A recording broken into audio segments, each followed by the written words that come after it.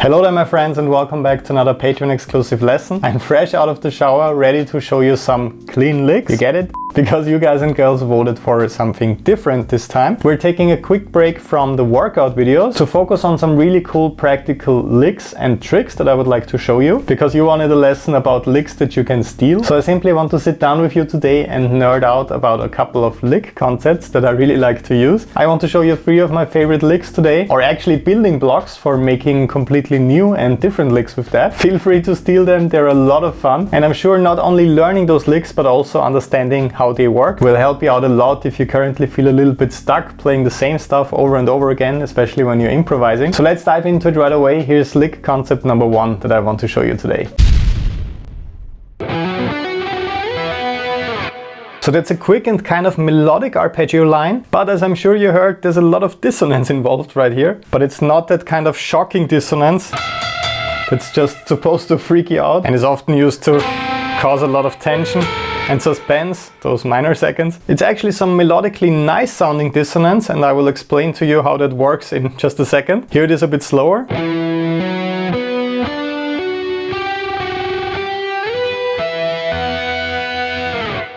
So if you know your theory a little bit, or your arpeggio shapes, you might have seen that this idea is based around the key of E minor, or at least an E minor arpeggio. But instead of playing the arpeggio like you do most of the time, root, minor third, perfect fifth, I'm swapping the very common minor third for a major second in the scale. So basically just the second note in the E minor scale, F sharp. So instead of E, G, B, I'm playing E, F sharp, B. And since I have to stretch a little bit with this shape, I'm using my middle finger. And I'm rolling it a little bit. You might be used to doing that by now from all the sweep picking workouts that I posted in the last couple of weeks. So I'm playing E, I'm hammering on, rolling the finger a little bit to play B on the D string. And then aside from the inclusion of the major second in the arpeggio, one of my favorite parts is this big hammer on right here, from the minor 7th D to the major second or 9th F sharp once again.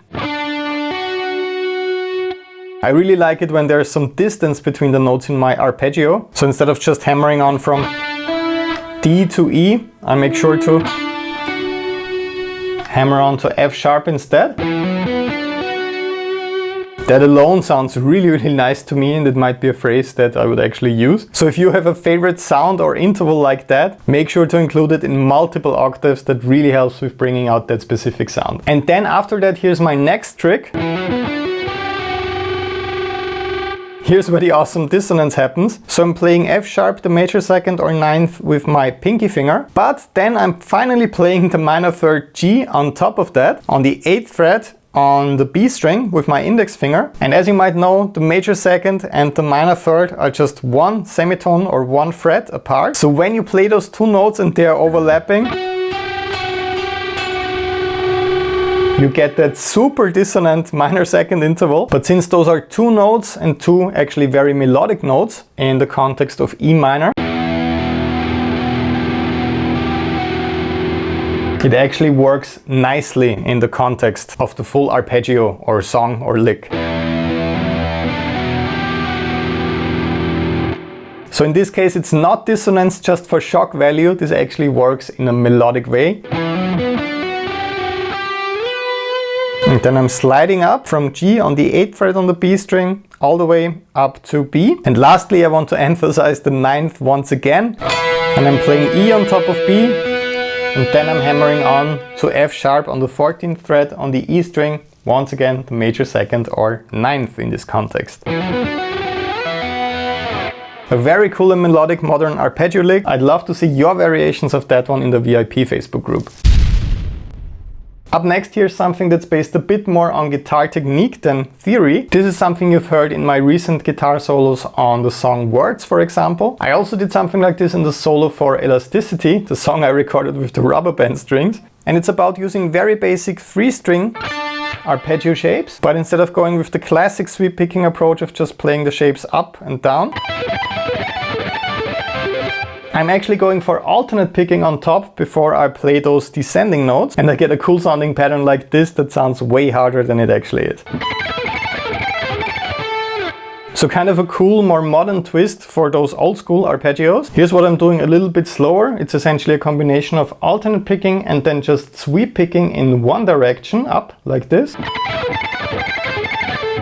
And in order to play this quite fast, you might see that I'm flicking my wrist a little bit or turning it. The main challenge with this lick is landing back on the high E string for the alternate picking after descending in the arpeggio with those sweeping up strokes. So I want to make sure that my pick is moving away from the strings.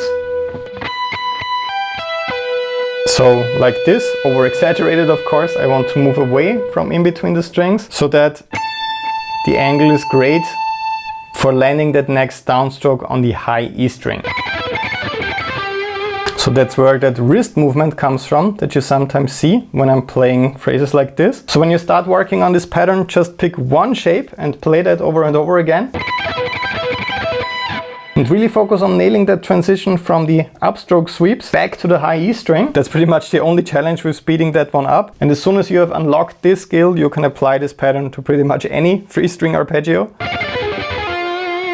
Diminished ones, for example, which is what we will talk about next. So give it a try, hope you enjoy.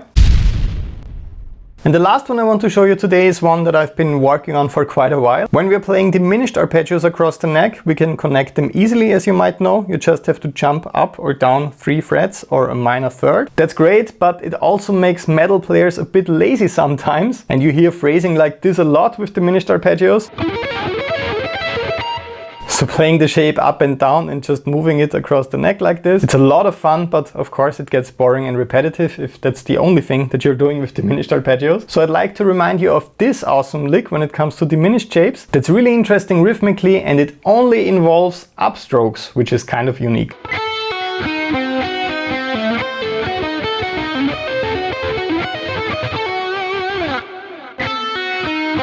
So far so good, but then you return to the high E string with some more upstroke sweeps and with a pull off at the end, so the entire pattern is.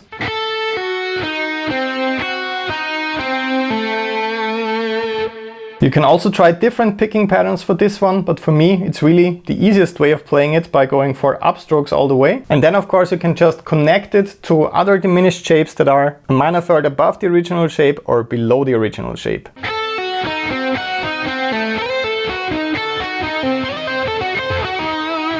The timing is the most difficult thing here for me because it's quite unusual to only play with upstrokes. But the struggle of learning this is absolutely worth it because it's an amazing pattern, because you can use this awesome pattern for all kinds of other shapes that are based on this 2-note, 1-note per string, 2-note per string principle. So it's a really useful one for you in case you're tired of always playing arpeggios down, up like that. Alright my friends, I made a guitar profile and also PDF tabs for all of those licks. Please make sure to give them a try. I think they will really expand your personal lick library, but you will get the most out of these concepts if you try to make something unique with them. Try to apply the theory concept from the first lick to build your own arpeggio, or the picking concepts from lick number 2 or 3. I'm looking forward to seeing your creative examples in the VIP Facebook group. Until then, have an awesome day. Greetings from Vienna and bye bye.